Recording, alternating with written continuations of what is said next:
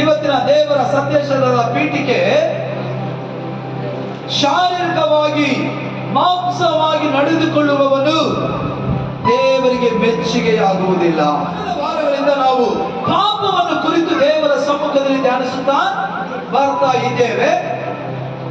ಈಗ ಅದನ್ನ ಕುರಿತು ನಾನು ಮಾತನಾಡುವುದಕ್ಕೆ ಇಷ್ಟಪಡ್ತೇನೆ.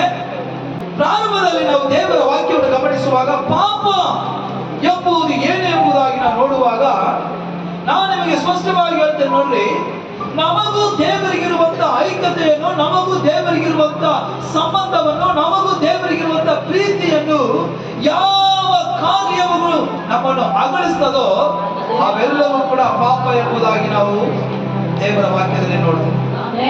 ஆமென். நமக்கும் தேவனுக்கும் இடையே இருக்கிற அந்த ஐக்கியத்தை, அந்த அன்பை, அந்த உறவை எந்த காரியம் பிரிக்கிறதோ அதெல்லாம் பாவம் என்று நாம் ವೇದದಲ್ಲಿ ಧ್ಯಾನಿಸ್ತೇವೆ.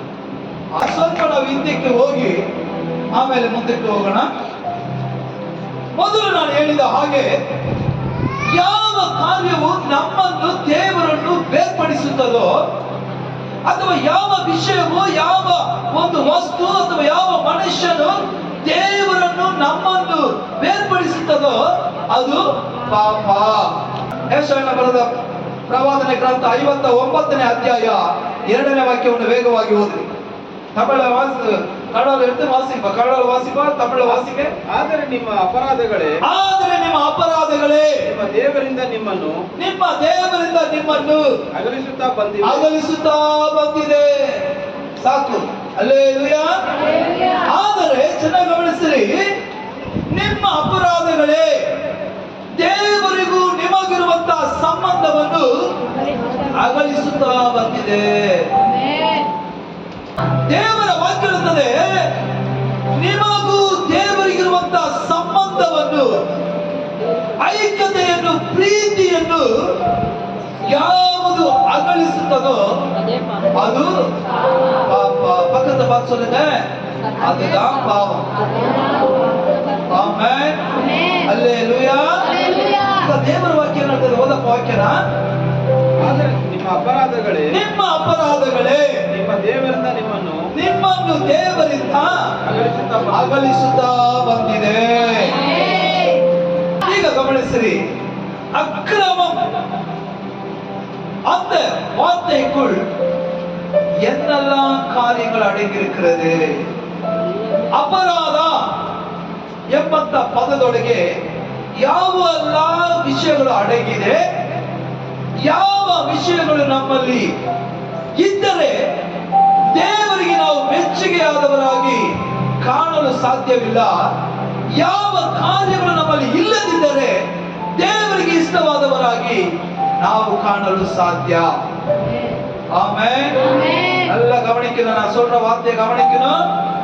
அக்கிரமங்கள் என்ற அந்த வார்த்தைக்குள் எவ்வளவு காரியங்கள் அடங்கியிருக்கிறது, எதுவெல்லாம் அக்கிரமமாய் காணப்படுகிறது. இந்த காரியங்கள் நமக்குள்ள இருந்தால் தேவனுக்கு நாம பிரியம் இல்லாதவர்களாய் காணப்படுவோம். இந்த காரியம் நம்ம இடத்துல இல்லாமல் போனால் தேவனுக்கு பிரியமானவர்களாய் நாம ಕಾಣப்படுவோம். ಗಮನಿಸಿರಿ, ಯಾವ ಕಾರ್ಯ ಹಾಗೆ ಬರ್ಕೊಳ್ಳಿ. ಹಾಗೆ ನಾನು ಹೇಳುವಂತ ವಾಕ್ಯವನ್ನು ಕೂಡ ಓದ್ರಿ. ದೇವರ ಮಕ್ಕಳ ಬಳಿಯಲ್ಲಿ ಯಾವ ಕಾರ್ಯಗಳು ಇರಬಾರದು ಎಂಬುದನ್ನು ಕುರಿತು ಇಲ್ಲಿ ದೇವರ ವಾಕ್ಯ ಸ್ಪಷ್ಟವಾಗಿ ನಮಗೆ ಹೇಳ್ತಾ ಇದೆ. 1ನೇ ಕಾರ್ಯ ಕೋಪ. ಮೊದಲಾவது ಕಾರ್ಯ ಕೋಪ. ಇದಕ್ಕೆ ರೆಫರೆನ್ಸ್ ಎಫೆಸಿಯ ಪತ್ರಿಕೆ 4ನೇ ಅಧ್ಯಾಯ 26ನೇ ವಾಕ್ಯ ಓದಪ್ಪ. 1ನೇ ಕಾರ್ಯ ಕೋಪ. ಮಾಡಬೇಕಾದರೂ ಪಾಪ ಮಾಡಬೇಡಿ. ಆಮೆನ್. கோபಗೊಂಡರೂ ಪಾಪ ಮಾಡಬೇಡಿ. தமிழ் எப்படி இருக்குது? கோபம் கொண்டாலும் பாவம் செய்யாதிருங்கள், சூரியன் அஸ்தமிக்கும் முன்னே உங்கள் எரிச்சல்களை உங்கள் கோபங்கள் தனிய கடவுது. ಆಮೆನ್. ಕನ್ನಡದಲ್ಲಿ ಓದ ಪದ ವಾಕ್ಯನ ಕೋಪ ಮಾಡಬೇಕಾದರೂ ಪಾಪ ಮಾಡಬೇಡಿರಿ. ಪಾಪ ಮಾಡಬೇಡಿರಿ. ಸೂರ್ಯನ ಮುಳುಗುವುದಕ್ಕಿಂತ ಮುಂಚೆಯೇ ನಿನ್ನ ಕೋಪವು ತಣ್ಣಗಾಗಲಿ. ಹಲ್ಲೆಲೂಯಾ. ಮೊದಲಾವದಿಂದ ಅಕ್ರಮತೆಗೊಳ್ಳ ಈ ಒಂದು ಅಪರಾಧದಲ್ಲಿ ಮೊದಲು ಅಡಗಿರುವ ಪದ ಕೋಪ. ಆಮೆನ್. ಹಲ್ಲೆಲೂಯಾ. ದೇವರ ವಾಕ್ಯದಲ್ಲಿ ಕೋಪಗೊಂಡರೂ ಪಾಪ ಮಾಡಬಾರದು. ನಿನ್ನ ಕೋಪವು ಸೂರ್ಯನು ಅಸ್ತ ಮುಗಿಳುವ ಅಥವಾ ಆತನು ಮುಳುಗುವರೊಳಗೆ ನಿಮ್ಮ ಕೋಪ ತನಗಾಗಲಿ. ಕೋಪ ನಿಮ್ಮಲ್ಲಿ ಇರುವುದೇ ಆದರೆ ದೇವರ ವಾಕ್ಯದಲ್ಲಿ ಅಕ್ರಮದಲ್ಲಿ ಮೊದಲನೆಯ ಮಾತು ಕೋಪ. ಇದು ನಿಮ್ಮಲ್ಲಿ ಇರುವುದೇ ಆದರೆ ದೇವರಿಗೆ ನಾವು ಮೆಚ್ಚುಗೆ ಆದವರಲ್ಲ. ಆಮೇಲೆ ಇದನ್ನು ತೆಗೆಯುವುದೇ ಆದರೆ ದೇವರಿಗೆ ಮೆಚ್ಚುಗೆ ಆದವರು ನಾವು. ಎರಡನೇದಾಗಿ ದೇವರ ವಾಕ್ಯ ಹೇಳ್ತದೆ, ಎರಡನೇ ಕಾರ್ಯ ವ್ಯಭಿಚಾರ. ವ್ಯಭಿಚಾರ ಏಕೆ ಪಾಪದಲ್ಲಿ ಹೇರಾಳವಾಗಿ ಲೋಕದಲ್ಲಿ ಕಾಣುವಂತ ಕಾರ್ಯಗಳು ವ್ಯಭಿಚಾರ. ಬೇಡವಾದಂತ ದೇವರಿಗೆ ಇಷ್ಟವಿಲ್ಲದಂತ ಒಂದು ಕಾರ್ಯ ವ್ಯಭಿಚಾರ. ಈ ವ್ಯಭಿಚಾರ ಮತ್ತು ಲೋಕದಲ್ಲಿ ಅನೇಕ ಕಡೆ ಅನೇಕ ರೀತಿಯಲ್ಲಿ ನಡೆಯುವ ಕಾರಣ ಲೋಕವು ಒಂದು ಶಾಪಗ್ರಸ್ತದಲ್ಲಿ ಲೋಕ ಮುಳುಗಿದೆ. ಇವತ್ತು ದೇವರ ಮಕ್ಕಳಾಗಿರುವ ನಾವು ಈ ಕಾರ್ಯದಲ್ಲಿ ಎಚ್ಚರಿಕೆ ಉಳ್ಳವರಾಗಿರ್ಬೇಕು. ಇದು ಆ ಒಂದು ಅಪರಾಧದಲ್ಲಿ ಎರಡನೇ ಕಾರ್ಯವಾಗಿ ಕಾಣಲ್ಪಡ್ತಾ ಇದೆ ವ್ಯಭಿಚಾರ. ಅವರ ಅಪರಾಧದಲ್ಲಿ ಎರಡನೇ ಕಾರ್ಯವಾಗಿರುವ ಕಾರಣ ನಾವು ದೇವರಿಗೆ ಮೆಚ್ಚುಗೆ ಆದವರ ರೀತಿಯಲ್ಲಿ ಇರುವುದಿಲ್ಲ. ಆಮೇಲೆ ಮೂರನೇ ಕಾರ್ಯ ಸಮೀಪದಲ್ಲಿ ಶಪಿಸುವುದು. ಮೂರನೇ ಕಾರ್ಯ ಸಮೀಪದಲ್ಲಿ ಅಲ್ಲದೆ ಶಪಿಸುವುದು. ಇದಕ್ಕೆ ದೇವರ ವಾಕ್ಯದಲ್ಲಿ ಹೀಗೆ ಬರೆಯಲ್ಪಟ್ಟಿದೆ. ಕೀರ್ತನೆ 62:4 ಓದಪ್ಪ. ಅವರ ಉನ್ನತ ಸ್ಥಾನದಿಂದ ದೊಬ್ಬುವುದೇ ಅವರ ಆಲೋಚನೆ. ಅವನು ಉನ್ನತ ಸ್ಥಾನದಿಂದ ದೊಬ್ಬುವುದೇ ಅವನ ಆಲೋಚನೆ. ಸುಳ್ಳಾಡುವುದು ಅವರಿಗೆ ಅತಿ ಸಂತೋಷ. ಸುಳ್ಳಾಡುವುದು ಆತನಿಗೆ ಅತಿ ಸಂತೋಷ.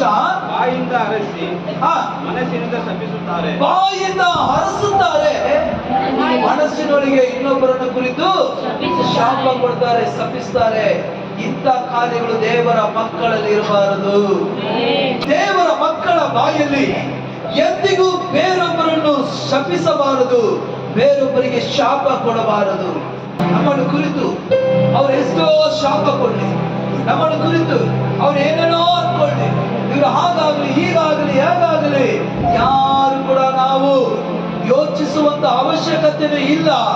ನಾವು ಕೂಡ ಯಾರಿಗೂ ಶಾಪವನ್ನು ಕೊಡಬಾರದು. ಆಮೇಲೆ ಹಲ್ಲೆಲೂಯಾ. ಎಂತ ಶತ್ರುವಾಗಿರ್ಲಿ, ಯೇಸು ಸ್ವಾಮಿಯನ್ನ ನೋಡಿ ಪೇತ್ರನು ಹೇಳ್ತಾ ಇದ್ದಾನೆ, ನಾನು ಇಷ್ಟೋ ಪ್ರೀತಿ ಮಾಡ್ತಾ ಇದ್ದೀನಿ ದೇವರೇ, ಎಣಿಸಲಾಗದ ಪ್ರೀತಿ.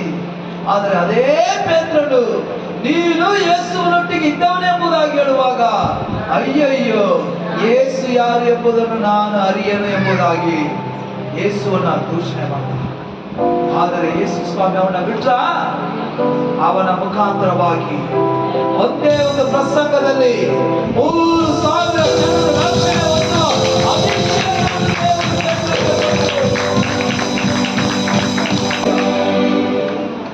ಅದರಿಂದ ಹೇಳುವಂತ ಒಂದು ಮಾತು, ಪ್ರಾರ್ಥನೆ ಮಾಡುವ ನಿಮ್ಮ ಬಾಯಿಯೊಳಗೆ, ದೇವರನ್ನು ಸ್ತುತಿ ಮಾಡುವ ನಿಮ್ಮ ಬಾಯಿಯೊಳಗೆ, ದೇವರನ್ನು ಕೊಂಡಾಡುವ ನಿಮ್ಮ ಬಾಯಿಯೊಳಗೆ, ಯಾರೇ ನಿಮಗೆ ಏನೇ ಮಾಡಿದರು ದೇವರೇ ಅವನನ್ನು ನೋಡು, ದೇವರೇ ಅವನನ್ನು ಆಶೀರ್ವದಿಸುವುದಾಗಿ ಹೇಳಬೇಕೆ ಹೊರತು ಯಾರನ್ನು ಕುರಿತು ನಾವು ಶಪಿಸಬಾರದು.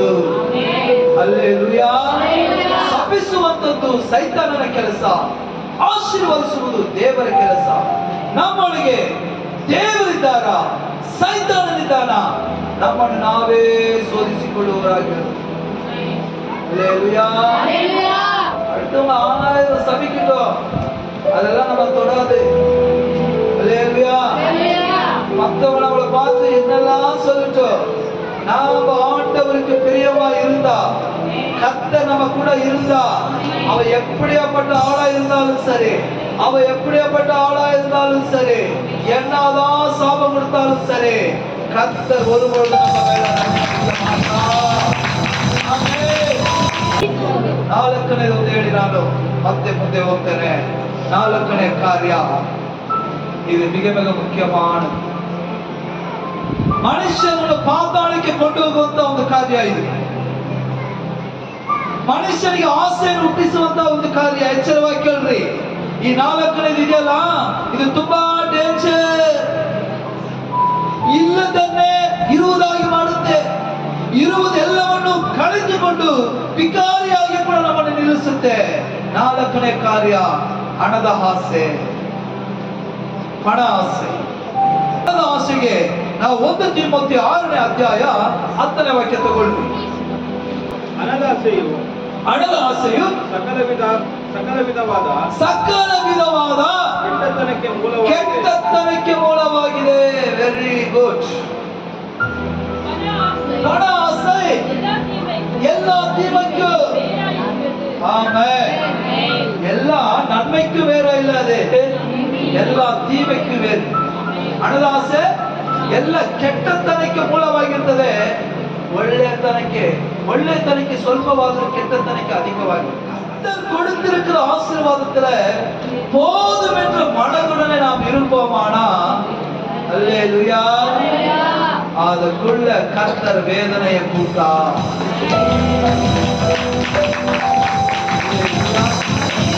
அல்லேலூயா. ಅದನ್ನೇ ಸಾಕು ಎಂಬಂತ ಮನಸ್ಥಿತಿಯಲ್ಲಿ ನಾವು ಇರುವುದೇ ಆದರೆ, அல்லேலೂಯಾ, ದೇವರು ಕೊಟ್ಟಂತ ಐಶ್ವರ್ಯದಲ್ಲಿ ದೇವರು ವೇದನೆಯನ್ನು ಕೂಡಿಸುವುದಿಲ್ಲ. ಹಣದ ಆಸೆಯಿಂದ ನಾವು ದೂರ ಇರಬೇಕು. ಹಣ ಬೇಕು, ಬೇಡ ಅಂತ ನಾನು ಹೇಳಲಿಲ್ಲ.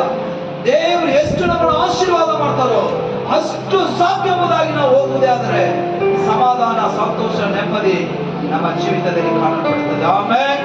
4 ಕಾರ್ಯಗಳನ್ನು ಮುಂದೆ ಹೇಳಿದ್ದೇನೆ. ಇನ್ನಿರುವ ಕಾರ್ಯಗಳನ್ನು ಬರುವ ವಾರದಲ್ಲಿ ವೇಗವಾಗಿ ಮುಗಿಸಿ ಹೇಳ್ತೇನೆ.